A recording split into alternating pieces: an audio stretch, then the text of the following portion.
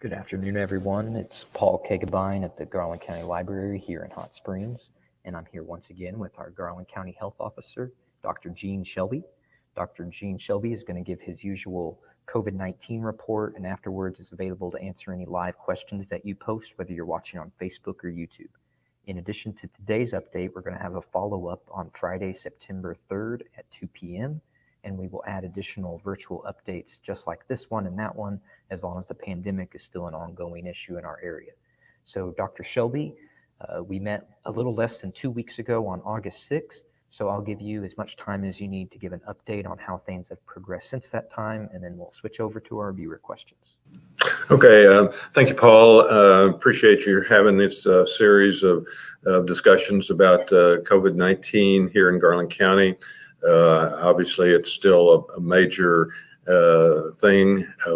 It's really continuing, what we've seen over the last year and a half, and then unfortunately, it hasn't gone away. And in some ways, it has gotten significantly worse in Garland County as far as the effects of the pandemic. So I'll kind of give kind of a brief overview of where we're at now. As I've mentioned before, we have a Garland County task force for COVID response that we've been meeting almost weekly by Zoom since March of last year.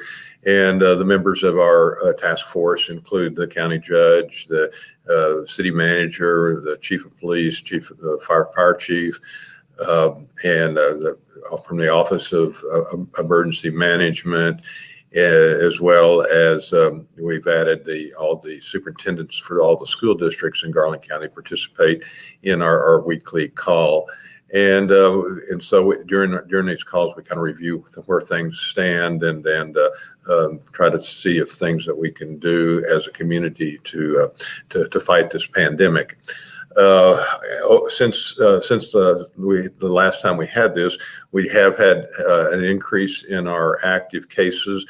We had actually gotten up last week to where we've had over 1,000 active cases in Garland County, which is the highest that we've had during the whole pandemic. We had gotten up to in about 800 back in earlier this year. Let me see. In the kind of mid January, and of course, our numbers had dropped down significantly. But over the last 6 weeks, we've seen this really explosive increase in the number of new cases and the number of active cases. As I mentioned last time, from the time from June 26th until this week, we've gone from 61 active cases to almost 1,000. We actually did pass the 1,000 mark this past weekend. And fortunately, we're starting to see a little bit of a downward trend, though it's too early to say if that's significant or not. When I gave my report on Monday, we had 995 active cases, which was actually an increase of 105 from the previous week. But since then, we've started a little bit of a downward trend. As of today, we have 864 active cases, which is a decrease of 131 since Monday. Which is, if this is truly a trend, that's a very, very positive thing. Also, in my report on Monday, I report on our average daily new cases, and for the week that ended on this past Monday, we had 88. On average, 88 new cases per day, which was down from the 99 new cases per day from the week before. In the last couple of days, though, we have seen fewer cases, but again, 2 days is not. There's always going to be some day-to-day fluctuation. So I don't know that we've really are seeing a significant downward trend, but at least we're not seeing the double-digit increases on a daily and weekly basis that we've been seeing for the last really 6 weeks. And also want to kind of touch a little bit, the vaccination situation is, I think it's probably getting better, but we've definitely got a long ways to go. I think that since have seen a recent surge in the intensity of the cases, I think there are more interest in vaccines, and we did on our meeting did get reports from Cody Turner, our pharmacist that's in charge of the vaccines in Garland County. They're seeing a definite uptick in the interest in vaccines, and I think especially within the people getting their first dose, which is a good sign that more people are coming forward to get vaccinated. Another thing I did want to mention that we have seen a kind of a really significant change is the number of deaths. At our meeting on Monday, we do have representatives from both of the hospitals here in Hot Springs, and they have a significant number of patients in the hospital, but more alarming, over this past Friday, Saturday, and Sunday, between the two hospitals, we had 15 deaths, which is definitely a major uptick, though not something that was unpredicted.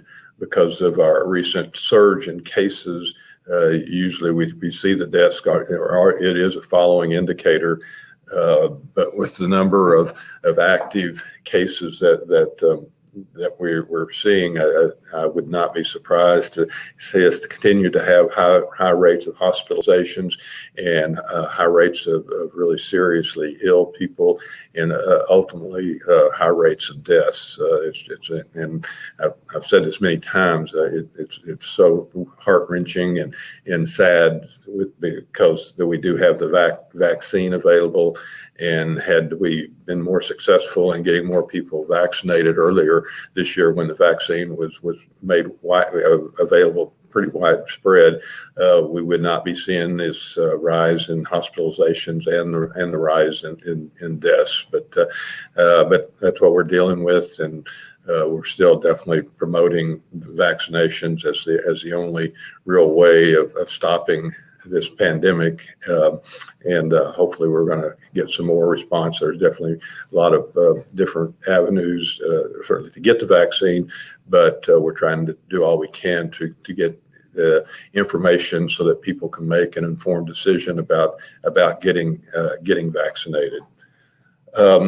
Let's see, one thing in terms of kind of looking at our vaccination rate and comparing it to the state rate and as well as the rate for the United States, our numbers aren't very encouraging at all.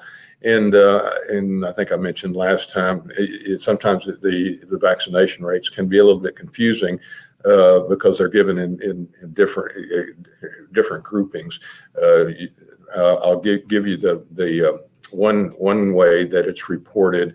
It takes the total number of citizens, everybody from newborns to 100 years old, and uses that as the number that we use to determine the vaccination rate. Some of the others are the eligible people that are eligible for vaccination, which is 12 and above. And then some studies show the 18 and above, and then 65 and above. But for taking the total population as of this past Monday, 50% of the people in the United States were fully vaccinated. In the rate in Arkansas was 38.2%. And in Garland County, it was 33%. So obviously, we've got some really challenges ahead in terms of getting our vaccination rate up, and like I say, that's going to be the really key to kind of ending this pandemic. Let's see. Another something that is in the news and kind of changing very rapidly is the information about a booster vaccine. And I know I've been getting a lot of calls and questions about that, and even that is also somewhat confusing. Just within the last couple of weeks, the FDA gave approval for a booster, but it was in a very kind of a limited way. That the third dose of the Moderna and Pfizer vaccine, it was indicated for those people that had pretty severe immunocompromised conditions, that was cleared for them to get their third shot. And on Monday, the state health department came out with some specific guidelines concerning who qualified for this booster shot. And like I say, it was fairly limited. It's probably the number one group that is targeted are people that have had an organ transplant and were on medications to prevent the rejection of their transplant, and so their immune system is definitely depleted. I spoke to one gentleman who was in that category, and he had both of his vaccinations, but and his transplant doctor had tested for the antibodies, and it showed no antibodies or no response at all to the vaccine. So it definitely indicated for him to get the vaccination. Other categories of people that are in this immune compromised group, or for one, it's people with untreated or poorly treated HIV are in the group. Others that are getting significant chemotherapy for cancer treatment. And then one of the specific things that people with severe rheumatoid arthritis or arthritis in general that were on high doses of steroids would also qualify for the booster.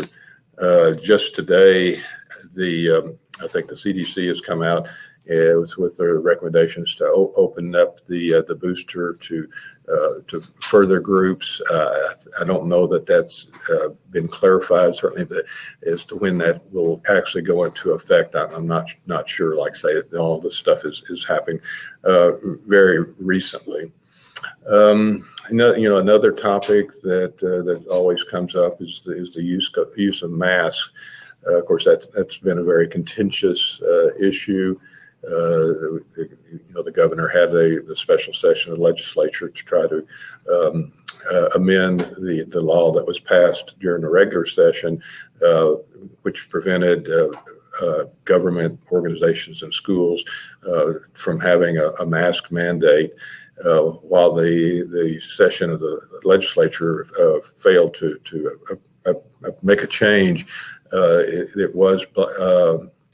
law was challenged in court, and the circuit judge in Little Rock, Judge Fox, put a halt to the implementation of this law, and so that allows governmental agencies to have a mask mandate pending the outcome of this lawsuit. And unfortunately, several groups in Garland County have taken advantage of this ruling and have instituted mask mandates. And I really feel like it's a really important, hard decision. The county judge, Judge Mahoney, has instituted a mask mandate for the county offices. City Manager Burrows has also instituted a mask mandate for city offices and employees to wear a mask, and then also the law allows for school districts on an individual basis to have a mask mandate if their school board chooses to do so, and each of the 7 school districts in Garland County have looked at the issue, and four of the school districts have their boards have passed a mandate and has gone into effect with school opening on Monday. That's the Lake Hamilton, Lakeside, Hot Springs School District, and I think it's Cutter Morningstar, I think, has one. And the other school districts have also really pledged and have set up protocols to really highly encourage the use of masks. And I was at one of the school board meetings, and there were questions about the utility of masks and whether that was a good idea or a bad idea. And I shared some research from the CDC that encompassed several different well-run scientific studies that shows that having a mask definitely reduces the transmission of these respiratory viruses. It's really been proven that masks do help in preventing the spread of not just the COVID-19 but flu and any other respiratory infections. So I was real pleased that the school districts really are taking it seriously, and it's a real challenging situation with having this much virus in our community, and it's the school environment. It really is a potential hotbed for transmission because people are indoors and enclosed in smaller spaces, and so that's unfortunately can lead to the spread. And of course we're dealing with this Delta variant, which is so highly contagious. So anything we can do to slow the spread, I think is a very, very good thing. Another thing about the boosters, it's been studied and looked at to see if booster shots really are that important, or to who they're important. And of course, this is kind of a moving target. Israel, I think, is being looked at as having kind of more information because they instituted.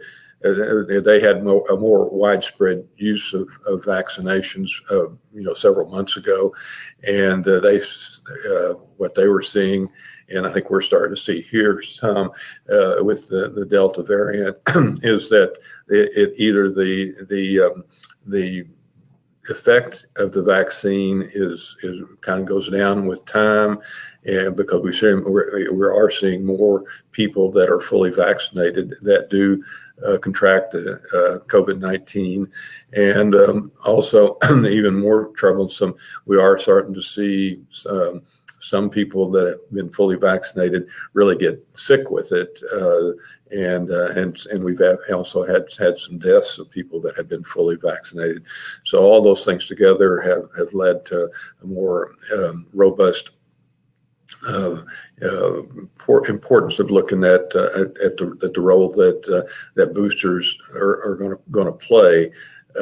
But it's things are happening pretty rapidly, and it's important to have some scientific basis to make these public health recommendations. But certainly the boosters are going to be kind of a really big issue in trying to really understand their role, as well as making them available. So that's kind of an overview of things. I'm sure I've left some things out, but we'll kind of see what questions we have and kind of go from there. All right. Thank you, Dr. Shelby. That was very thorough, and I did have some questions about the booster, but I think you addressed a lot of them. I will read a direct quote that comes from a joint statement today by the CDC and FDA. They said, "We are prepared to offer booster shots for all Americans beginning the week of September 20th and starting 8 months after an individual's second dose." Do you have anything to add to that?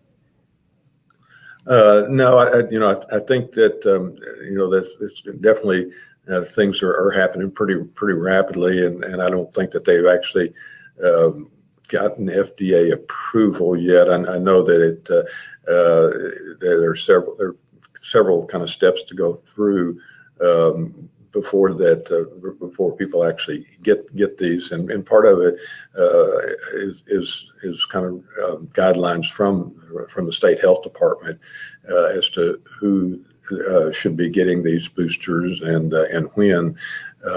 So I think it definitely is a fluid situation. I know last time, speaking of the FDA, we had some viewers who were concerned that the vaccine doesn't have FDA approval yet. Do you have anything to say about the process of that? It's, well, they go through a committee, a vaccination committee that is set up with experts from several different fields, and they make a recommendation to the FDA as before moving forward with it. And I think it was last Friday that this committee did recommend that the booster shots be made available again to the people that are highly immune compromised. And as far as I really haven't read in entirety the recommendations that have come out today, though. You mentioned this a bit earlier, but here's a direct quote from the U.S. Surgeon General, who says, "Don't go out and get a booster today if you're already vaccinated." Can you explain why that would be a bad idea? Well, I mean, it needs to be a kind of a process, and I mean, there's certainly some people that are saying that we need to be putting all of our energy and focus on getting the first dose to people. That really is more important for the overall health of our community and the country, is to get the first doses in, and that the booster is, if that inhibits the resources to get initial vaccinations. Initial vaccinations are just so much more important than the booster. So I think that's one concern as far as pushing forward, but it also we need to follow the protocols and the procedures that have been established before kind of moving forward. Not just, like I say, everybody doesn't just go out and say, "Well, I want my booster now." There needs to be a process set up to make it work in the whole scheme of things in terms of our kind of strategy in fighting this the pandemic. And I just want to remind the viewers, if you have any questions for Dr. Shelby here, you can get those in if you're watching on Facebook or YouTube. First, you did get a nice remark from Michelle, who wants to thank you and the team for all the hard work. And I do have some questions I got through email, so I'm going to read those first and give those watching on Facebook and YouTube a chance to get questions in. So we did receive a email question asking if you could explain what a breakthrough case means. Well, a breakthrough case is where I think basically it refers to someone who has been vaccinated but does get infected despite being fully vaccinated, and that is a concern. Because of course we've kind of gotten spoiled with since these vaccines came out. Initially when they were being worked on last year, the hope and the goal was that they would be 60 to 70% effective. Which is kind of in the range of what our flu vaccine is. And so when some of the early studies with the vaccine showed them to be 95% effective, I think we've kind of taken it for granted that that's the norm, and that's really not the norm. So it would be expected that you wouldn't get 100% effectiveness, so that you would have these people that have been vaccinated still contracting the infection. But it also, when we were seeing initially, and again, all this stuff is happening within the last, couple months. We're still showing that the people that had been vaccinated were able to contract the infection, but they weren't getting as sick. They weren't having to be hospitalized as much as they unvaccinated, and they weren't having to go on ventilators and weren't dying. Unfortunately, when I think one of the things that's being looked at closely in terms of the booster is that we are seeing more people that have been fully vaccinated getting sick and dying, and so that raises the question as to whether our body's antibody response is going down as time goes past from the time that they got their vaccination. The other concern is with the Delta variant as to whether it's becoming more kind of strong, that it's overcoming the immune response of people, even people that are vaccinated. And I think some of the early reports, coming from Israel, does show that there's a higher percentage of people that are fully vaccinated that are not only getting infected, but they're getting sick from it. And so that, in terms of the term breakthrough infections, that's what it's in response to, and that's really not an indication that the vaccines aren't good vaccines. It's just that these vaccines have shown to be so effective that some people, I think, in their mind, thinks that it's 100% effective, and they've never been 100% effective. But we're seeing more of the breakthrough, and I know. Initially when the Delta variant was just kind of getting ahead of steam here in Arkansas, that we were starting to see 10 to 12% of our new active cases or new positive cases were in people that had been vaccinated, and again we're kind of seeing that increase some. Question from Sylvia. I recently had knee surgery. Can you ask Dr. Shelby, is there anywhere in Hot Springs where you can pull up your car and they'll give you a shot without having to get out? I'm getting feedback. I can't. The question was, is there anywhere in Hot Springs you can pull up your car and they'll give you a shot without having to get out? Not that I'm aware of at this point. We had the mass vaccination events at the fairgrounds, but I think that to my knowledge, there's nothing set up. The health department does have a hotline. I don't know whether we have it available where you can call and talk to someone at the health department and say that you want a vaccine, and they can kind of help you know where to go and what to do, and they might have some information about a situation like that. I'm not aware of it, but maybe we can try to get that phone number to you, and you can call and see if there is that service available. Yes, I'm pulling that up, and I'll put it there in the comments in just a moment. While I'm doing that, a question from Danny: is there any risk of vaccines causing blood clots? Well, there on the Johnson & Johnson vaccine, when it was first came out, there was some concern because there were a few cases of blood clots, and kind of an unusual type of blood clot. It's in the brain. It's not the typical blood clot that causes normally strokes, but it was in a small group of people that would develop these blood clots, and so that was really kind of pulled back or halt on the use of the Johnson & Johnson while it could be studied further, and it's such a rare occurrence. I think it occurred in like 7 people out of I think 8.5 million doses given, so that it's always hard when you're dealing with such a small instance of stuff to know whether there's a causality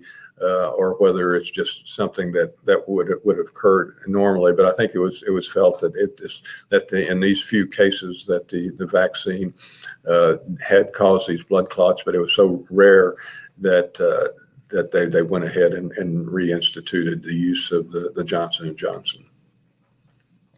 And I put that number per the health department's website on the screen. It's 1-800-985-6030, and that's to find vaccine assistance in your area.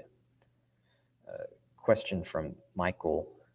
A lot of people, when dismissing the severity of COVID, still say it has a 99% survivability and is no worse than the flu. Can you address this? Well, we had 15 people die in Garland County in a 3-day period this weekend. And normally with the flu, a normal flu season in Arkansas, we'll see about 120, 130 people die in the statewide. And we usually have maybe five or six people die again during the whole flu season from the flu. So I think that comparison shows how lethal this infection is. Certainly people need to understand that we have usually in the United States, 40 or 50,000 people die every year from the flu. So it's not an insignificant disease at all. But with this COVID-19, we're seeing 300,000 people die in a year, and like in Arkansas, we've seen over 6,000 people die during this pandemic, which is a year and a half, as opposed to 150 in a year. So there's a big difference between how lethal this infection is as compared to the seasonal flu. We have two questions from Ramona. The first one is, should people who get the J&J vaccine get a different vaccine since it's said to be more questionable? The recommendation now is that you need to stick with the vaccine that you have gotten initially. And so with the booster shots right now is just referring to the Moderna and the Pfizer vaccine. It's still being studied for Johnson & Johnson. What I'm hearing is that probably at some point there will be a recommendation for a booster on the Johnson & Johnson, but the studies are not that far along. And part of it, we're dependent a lot on the studies that were done in Israel, and they didn't have the J&J vaccine. So we're having to really kind of study the effects of it here. So for people that had the Johnson & Johnson, there's no current indication or recommendation for a booster. And I think everything I've read, nobody is advocating to mix the different ones, and there may not be any big harm for it, but they just haven't been studied that way, so they can't make a really accurate recommendation since it hadn't been studied. Is there one vaccine in particular that seems to have more breakthrough cases than another? I'm not aware. Again, things are happening pretty rapidly in these case studies before they can really come up with a definitive recommendation or conclusion. It takes time, and it takes studying a kind of a number of cases, and so. And certainly the people at the CDC and the FDA look at all these studies very closely, and their recommendation now is that all three vaccines are safe and effective. The other question from Ramona is, if someone in your household tests positive, should the entire house quarantine even if they're vaccinated? Well, the current recommendation from the CDC is that if you are close contact to somebody that does test positive and you have been vaccinated and don't have any symptoms, you're not required to quarantine. But certainly, if you develop any symptoms, you definitely need to quarantine. But if no symptoms and you've been fully vaccinated, and fully vaccinated means that on the 2-dose vaccines, that it's 14 days after the second dose. That's when you're considered fully vaccinated. Question from Michael, who wants to know, are outdoor events okay, or is that recommendation being pulled back? To my knowledge, there's still concerned that outdoor activities and events are okay. I mean, it's such a big difference between the exposure when you're outdoors as opposed to indoors, and so I think unless you're tightly confined in an outdoor setting, I think your chances of contracting an infection are significantly less, or I guess it can, conceivably you could become infected, but I think practically you're going to be okay. I've got one more email question, then I'm going to move on to Facebook. So if you're watching on Facebook, please get those questions in while you still can. Vicky wanted to know what the plan is if our hospitals run out of ICU beds. Well, all the hospitals have contingency plans on a local basis as well as a statewide basis. And I know that the legislature has allocated some of the COVID relief funds. I know they've got a contract with the Baptist Hospital in Little Rock, and of course, Baptist Hospital has several hospitals around the state, and they're giving them adequate or additional resources to set up on a contingency basis expansion of some ICU beds as well as regular hospital beds. I know I've read of the Baptist Hospital in Little Rock. They've got a hotel on their campus that they're converting into hospital beds. Of course, the kind of the big kind of restraining thing on that is staffing, and so they're using a lot of these funds to recruit, and sometimes recruit out of state nursing, respiratory therapists, and even physicians, I think. So there are definitely things in the pipeline as far as expanding beds as needed. One thing that is real sad. I mean, I think one day last week there were no ICU beds available in the state.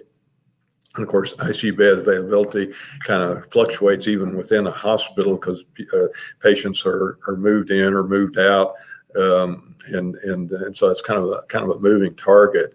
But unfortunately, one of the things that's freeing up ICU beds and ventilators are people dying, and that's kind of a sad fact of this. But there are definitely a lot of contingencies being made, and also we've got a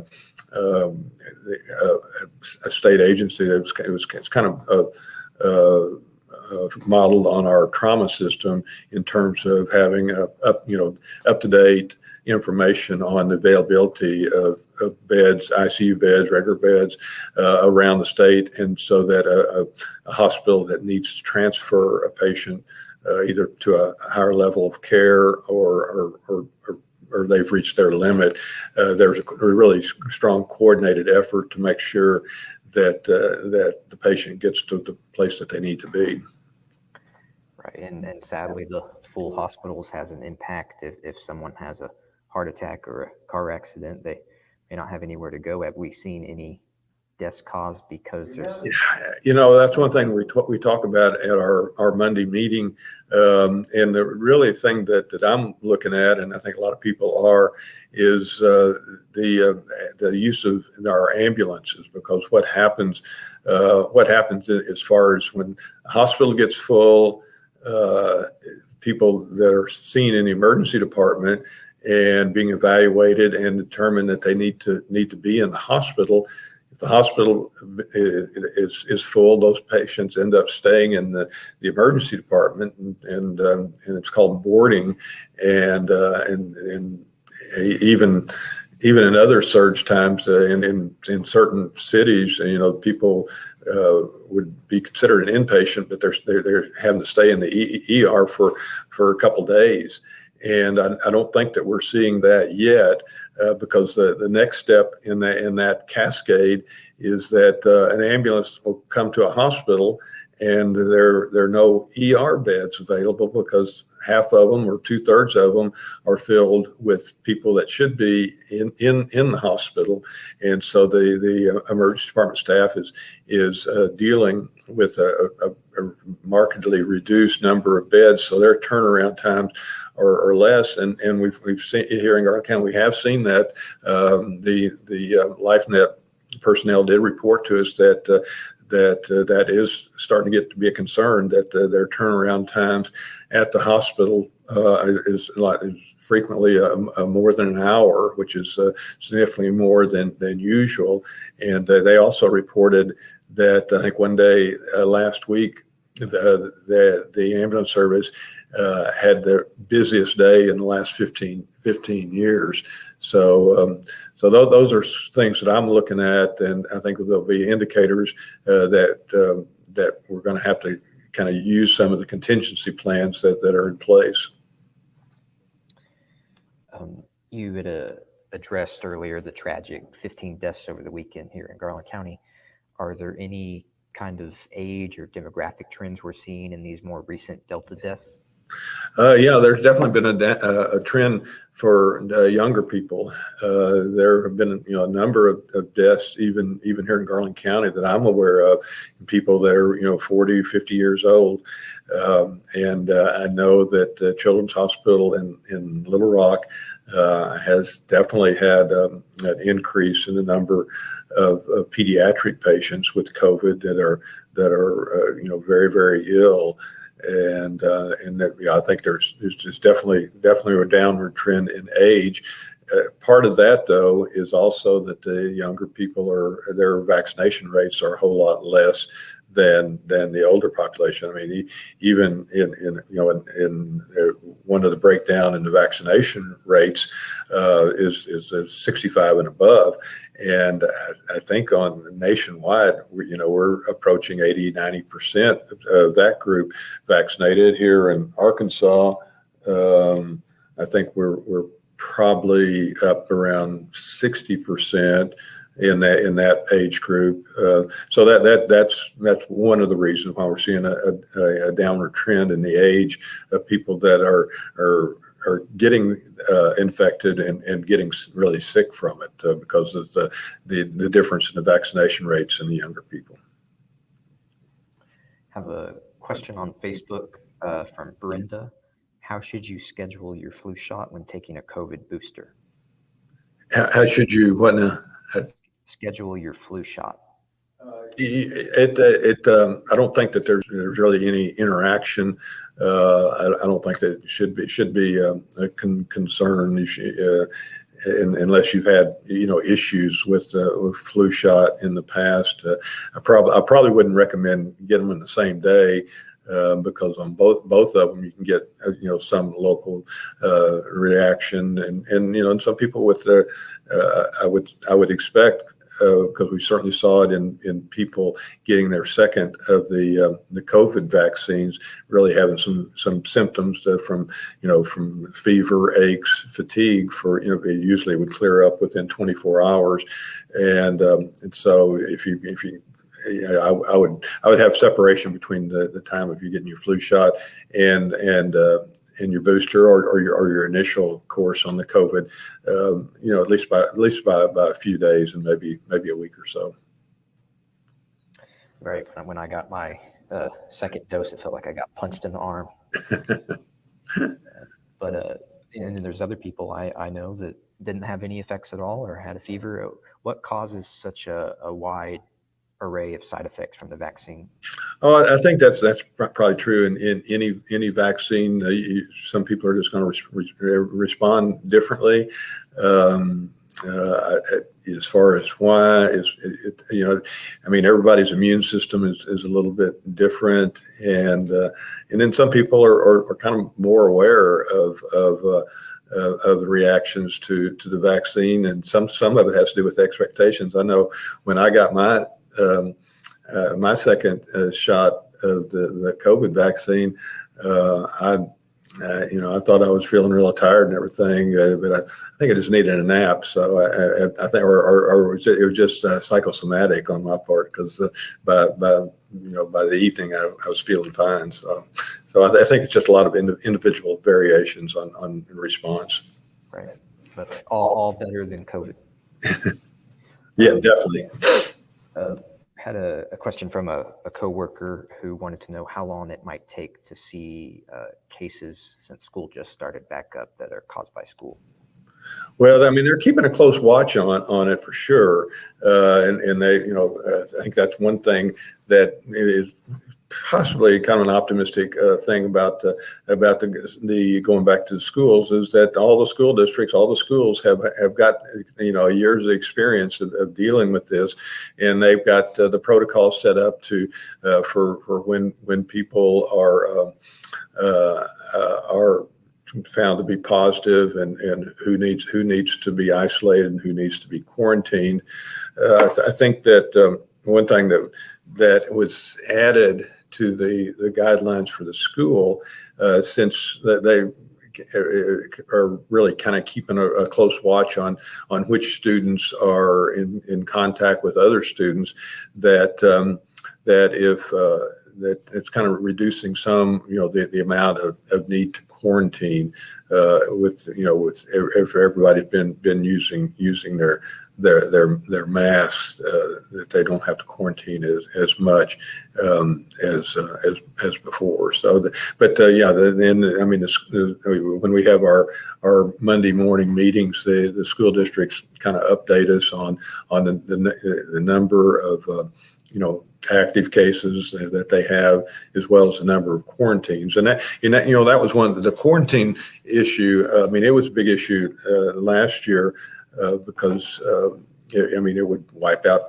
large groups of people that would have to quarantine, and that was one of the big issues that before the special session of the legislature was the school superintendent from Marion, Arkansas, which is just across the river from Memphis, and they had started school a couple weeks earlier than the others, and I think they had like 1,200 students quarantined, and that's why they were making, and at that time they weren't allowed to have a mask mandate, and the superintendent was the one he was lobbying the legislature to allow him to have a mask mandate, because I've heard one number that if they'd had everybody masked, and instead of having 1,200 people quarantined, they only had 100 quarantined. So, but the school districts are definitely, they've got dedicated people whose job is to keep track of who's positive and who's in quarantine, and it's pretty complicated process when you've got so many students and staff and teachers involved. And of course, it's not just schools aren't the only close quarters area where there's been some outbreaks. We've seen that at correctional facilities across the country. Have we had any issues at the Garland County Jail, or are they taking any specific precautions? I think they haven't had any positives recently that I'm aware of. I don't know that we had a report from them at our Monday morning. I can't recall that we got a report from them, but I don't think it's been an issue. I know that they have a set protocol that when they have people that they're bringing into the jail, they have they're segregated from the overall population for 14 days before they're released into the general population of the prisoners there. So they've got some, they've learned a lot in dealing with this over the last year and a half, and then they have their protocol set up. And so again, I'm not aware of there having a significant number of cases there. All right. Well, I think that's all we have for questions right now. But as always, I'll give you a chance to give any final remarks you'd like to share with us, Dr. Shelby. Thank you for your time. Okay. Well, I mean, it's the same thing. We're some people, I think, falsely have the idea that this is over or it's not that big a deal. But we're still in the middle of a pandemic, and one of the things I mentioned at our meeting on Monday. I mean, this is the worst public health crisis in our state in 100 years, and we're still in the middle of it, and I think that it's unfortunate to know that there are people that really aren't taking it just that seriously. That they're not really getting their facts straight about the seriousness of it, and they're not really understanding the importance of the importance and the safety and the efficacy of vaccinations. That one of the things I've told people that in the 20th century.